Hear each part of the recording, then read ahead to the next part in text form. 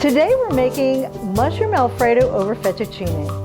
And if you stick around to the end, I'm going to show you how to make a Zabaglione, which is an Italian custard over fresh fruit.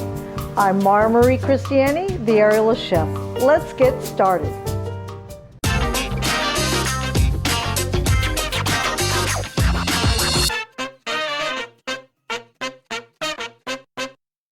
The original Alfredo sauce was just pasta, butter, and cheese, and it's evolved into many variations. Today I'm going to show you how I make mushroom Alfredo sauce. I have thinly sliced, about a 1/4 inch, baby bellas. You can use any mushroom. White mushrooms, cremini are really good, or use a combination, that's really nice too. I fresh minced my parsley, and I always use a very good quality Parmesan Reggiano, and I fresh grated. You can buy them in wedges, and that little wedge goes a long way.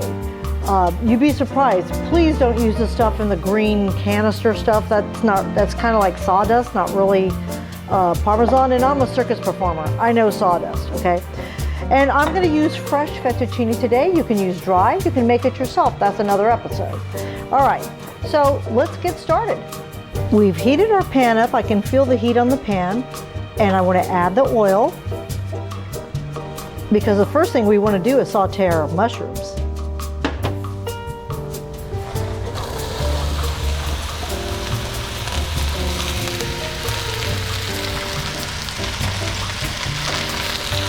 I won't add salt and pepper to this until they've cooked all the way down and they've released their liquid, and then I'm going to add some salt and pepper. Okay, I'm seeing the mushrooms are starting to brown. That's what I'm looking for. They've given up a lot of their liquid, and I'll go ahead and add a little bit of salt and pepper. I'm using a Himalayan sea salt. And you're going to adjust the seasonings after as well. You'll probably add more salt. We're going to start with this. And I want to go ahead and add my sliced garlic and stir that around a little bit. You don't want to ever burn your garlic. You want your garlic to get light gold. If you burn it, it will be bitter. And it's also going to continue cooking in your sauce. So I'll let that cook just for about a minute or two.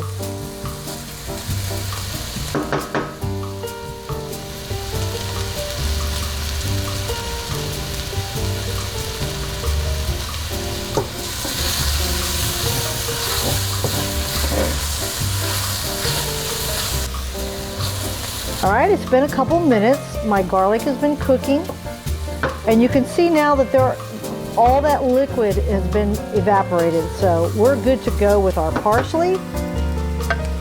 A very generous helping. Remember, don't try to memorize this. You'll have all the information you need down below. All right, ready to add the cream?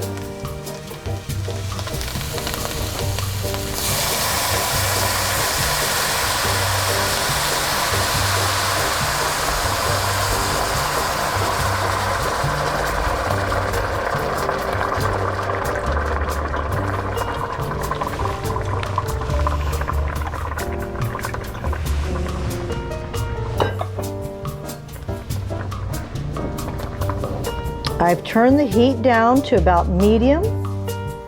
I don't want my cream to boil. Okay, I want to show you how to make the cornstarch slurry.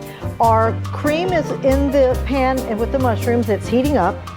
And what I want to do is I want to add a little bit of cornstarch to some of the heavy cream that I've reserved. I put about a 1/2 cup aside for this.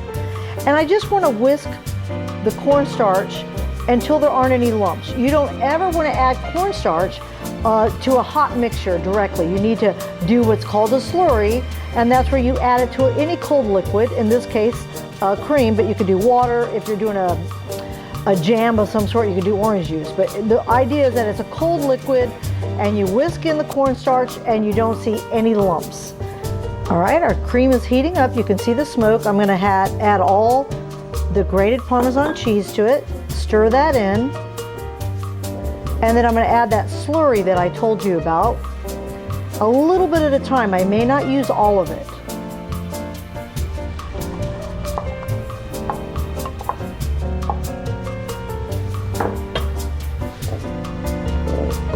Now remember, until it comes to a boil, you won't know how thick it's going to be from the cornstarch. It has to come to a boil to thicken with the cornstarch. You see the bubbles forming? That's good. I think that's perfect. We're going to turn off the heat, and I'll add a little bit of fresh nutmeg, and we're going to cook our pasta. Our water is boiling, and two things that pasta likes: a lot of water and a lot of salt. I want my water to taste like the ocean. Taste it. If it doesn't taste like the ocean, then you need to add more salt. All right, we're going to add our pasta. Now this is fresh pasta, so it will only take about 2 minutes. You want to make sure that you stir your pasta a lot, especially in the beginning, so that it doesn't clump together. You don't need to put oil in your water if you're stirring it properly. Our pasta's cooked and drained, and it goes right into the sauce.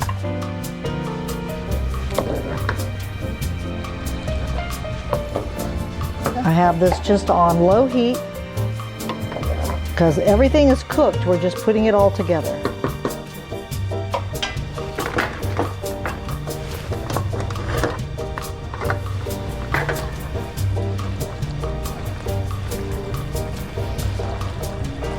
I like to reserve about a cup of my cooking liquid that has the starch from the pasta in it, and if I feel that it's too thick, I can add a little bit of that water to thin it out a little bit. All right, our pasta looks good to me. I'll show you how I like to finish this.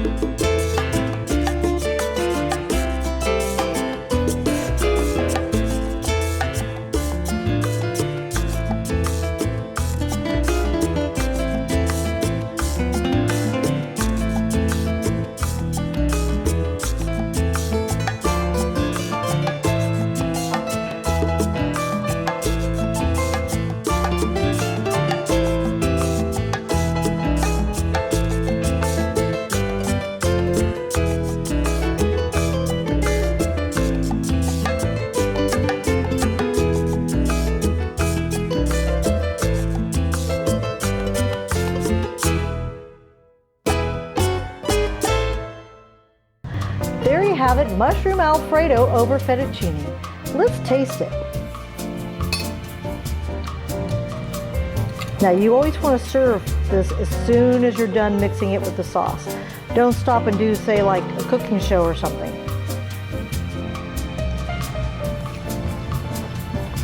Wow, that is really good. One of my absolute favorite things to make. How about our red wine Zabaglione? Isn't that pretty? So simple to make, 3 ingredients. Wow, that is really good.